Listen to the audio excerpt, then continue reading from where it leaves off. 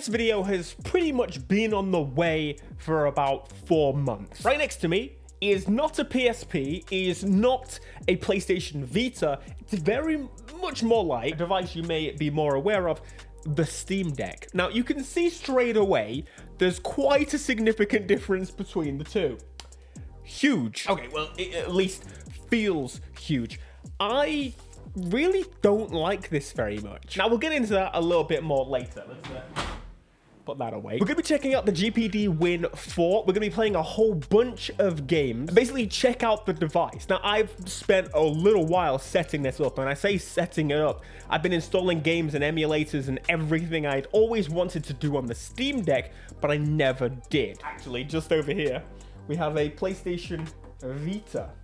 There you go. I wouldn't say similar in size. I think that would be lying. However, it's a lot more handleable than the Steam Deck. Welcome to Need for Speed Unbound. I'm checking it out on my GPD Win. That's the first game we're checking out. So the first thing to mention is that this is definitely more powerful than the Steam Deck. Right now, I'm running this at 900p.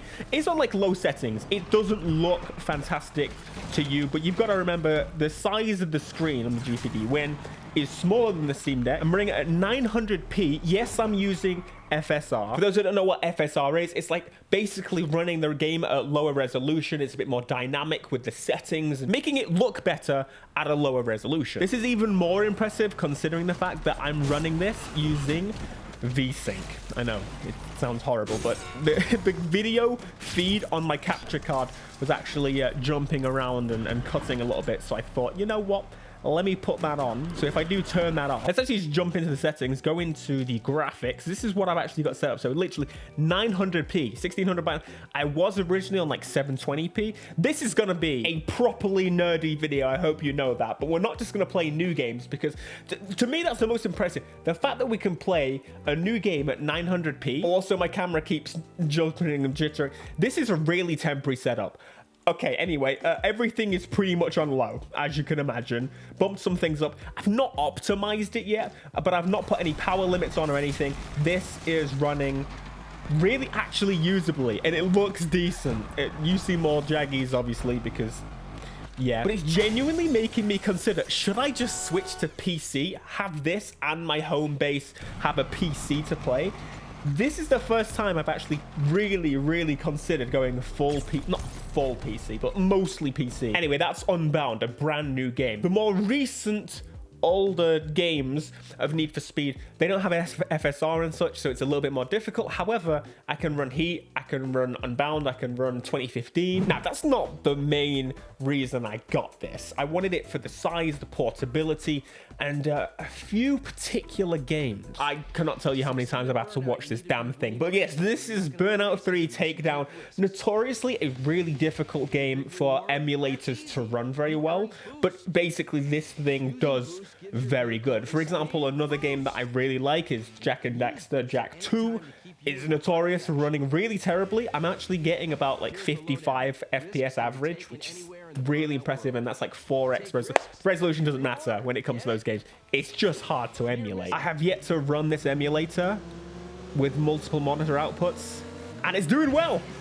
Here we go. Notoriously, I pressed the wrong button to start. Let's turn that down.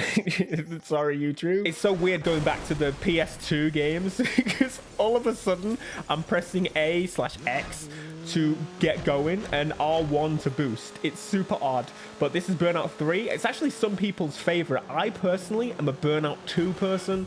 Definitely looking forward to jumping back through that again. But again, all of this is now portable. Yes, I could have done this on my desktop or whatever, but portability is the main reason I wanted this over the deck.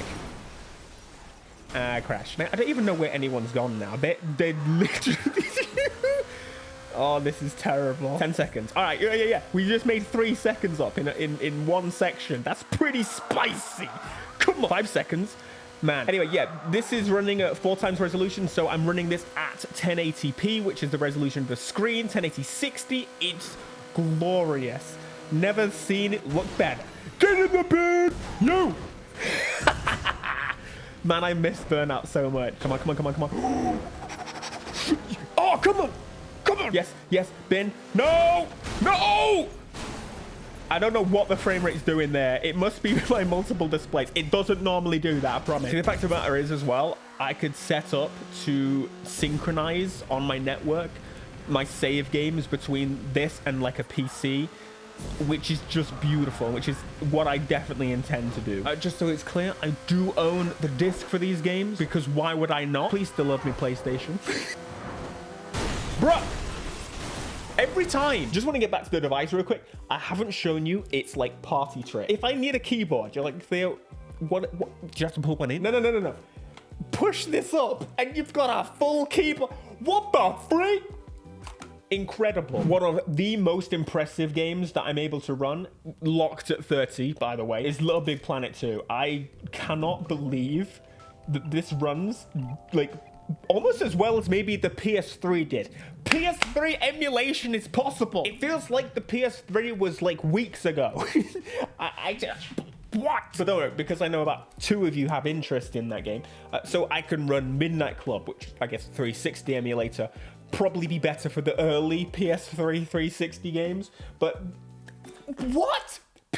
What? Now, another one that's super important to me is Gran Turismo on PSP. That's right. I guess I could probably play the PS3 Gran Turismo full games. However, PSP games also work, which is beautiful, so I can jump in. I remember playing this at school.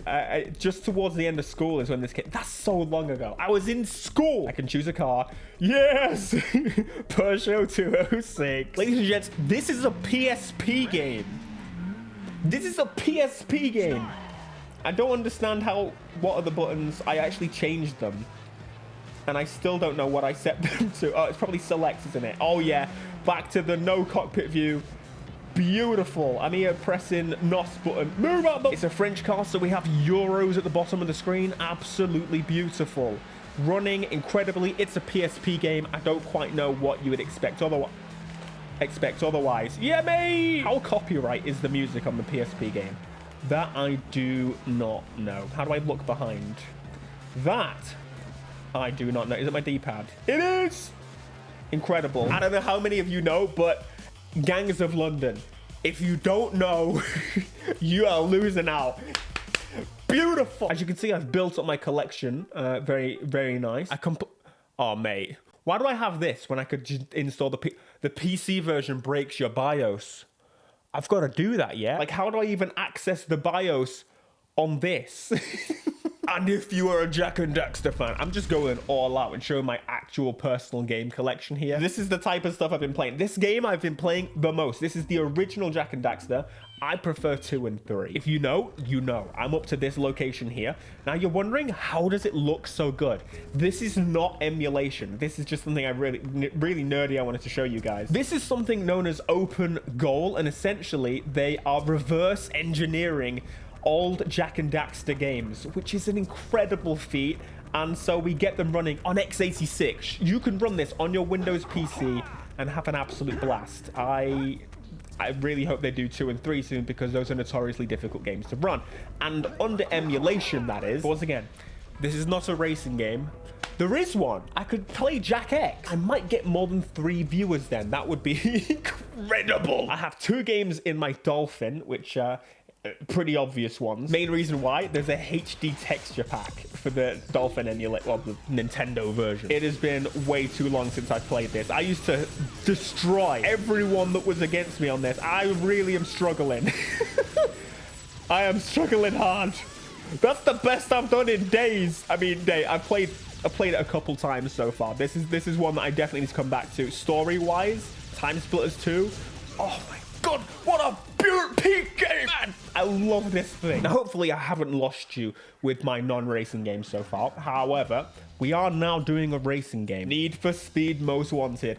This installation, this smoothness of this, it runs incredibly, and you have to kind of see it on the device itself to really just appreciate. It's so crisp. Like, look at this. Most Wanted 05 running perfectly on here.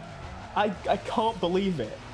This is one of the wildest ones to me, which doesn't make any sense, because surely this is one of the easier games to run, but considering that this would never have been possible back in the day, the full version of Most Wanted playable here, this is childhood dreams right here. I hope you really, that comes across. What am I in? Hell yeah, I am. Hell yeah. I just realized I've not set my music for recording. Oh, balls. I'm gonna be done in. Listen to that noise. You're so welcome.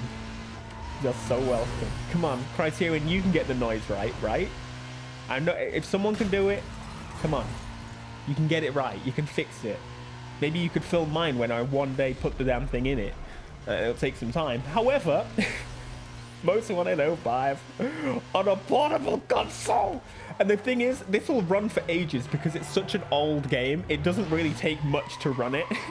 So I can run this for so long. Oh, that reminds me. There's one game that just doesn't make sense to me. I need to open up MSI Afterburner for this one. Need for Speed The Run is a relatively new game. I can't remember the exact year, but compared to a lot of games I've been playing, like Most Wanted 05 and Jak and Daxter, this is a relatively new game. So right now, this game is running at 30 frames a second because it is locked to do so. So let's pick this. Here we go. Right, into the race. So currently, you see the frame rate jumping up.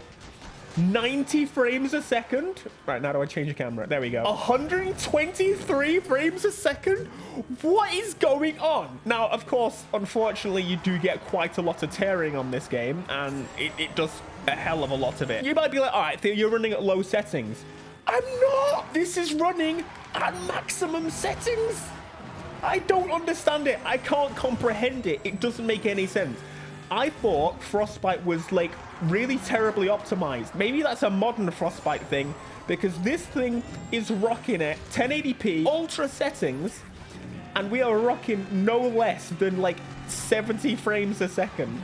It is wild. I forget how odd this handling model is. I kind of miss it though. It's so heavy. It feels like I'm driving a real American muscle. You know what I'm saying, bruh? Hell yeah, brother. Like, you watching this now, you could probably not tell a difference between my normal gameplay of this and not. And that's insane. Like, I might just switch to this and put an eGPU and plug it in and never use an actual computer ever. Okay, that's a lie. I definitely need to. But insanely impressive. Oh man, the music's way too loud. I forget to do this. I really have forgotten how to YouTube it. Oh, by the way, this is a dock. It doesn't come with it, but you can. I could just have it up there and use a controller and keyboard and mouse and monitor. Pretty sick. I jump back into settings. It's all on ultra. Okay, it's not all on it. That was on high, but I think that's an issue that this game kind of has to keep it up. But it's all on. What? It makes no sense. It has no right to be running at ultra. I have definitely not set my proper settings on this yet, but this is one I have to show you. GTA 5. So this is running on probably like a low and medium mix right now. I've not really changed a whole bunch. I've not put VSync on, so I'm gonna have a little bit of stuttering and whatever, but I kind of just want to show you the actual frames that I can get without locking it. This is insane to me. Grand Theft Auto 5 running on a portable. Like, yes, PC version, yes, 1080p, not max settings by any stretch, but 2013 this game came out, so I kind of hope it would run decently on the lower settings, but it is so wild to me that you could play this portably. Amazing. A little bit better battery life than the Steam Deck, that's worth mentioning. A little bit. Depends on the thing you're playing. You can set the TDP and things like that. You can on the Steam Deck, in case you know anything about that, basically setting the power limit that the games run at, which means you can have it last longer or less. If you're running something like PSP games, for example, well, you're going to be playing them for a hell of a long time. However, if you're running something AAA, modern, big beefy game, maybe an hour and a half. So it doesn't fix that aspect of the Steam Deck. The battery life is still about the same. It's a portable device running on batteries using x86. Until we get proper ARM devices, I don't think we're ever really going to see huge improvements on the battery life side of things, but I would have killed for this for so long. I would kill for it now. Beautiful. In love with it. Costs a hell of a lot more than the Steam Deck. That's worth mentioning too. I don't quite know how they did it, but what you can do, yes, it's touchscreen. I feel like I'm telling you more in these little roundup bits here. It's got 2 USB ports, so you can charge from one and you can plug in things from it. It's got a USB-A port on it. I've never used that. Will I? I don't know, because everything's USB-C now, but that's incredible. I'm in love with this thing. It cost me about £800. Again, just for clarity, I spent my own money on this. This has not been given to me or anything. I'm just so impressed, and I'm excited for the future in general of these portable handheld devices. I had to share it with you guys because I'm in love. Now, you're gonna see a lot more classic games on the channel, and it might be because I'm probably playing through a backlog of them on this, on my own time. So there we are, my GPD Win 4. This is, in my opinion, the best portable PC you can get right now. I am really impressed with it every single time I use it. I finally got that Steam Deck experience that people were always talking about, but there are some bigger advantages, I think. If you're interested in more content similar to this, maybe check out this video here. Very cool.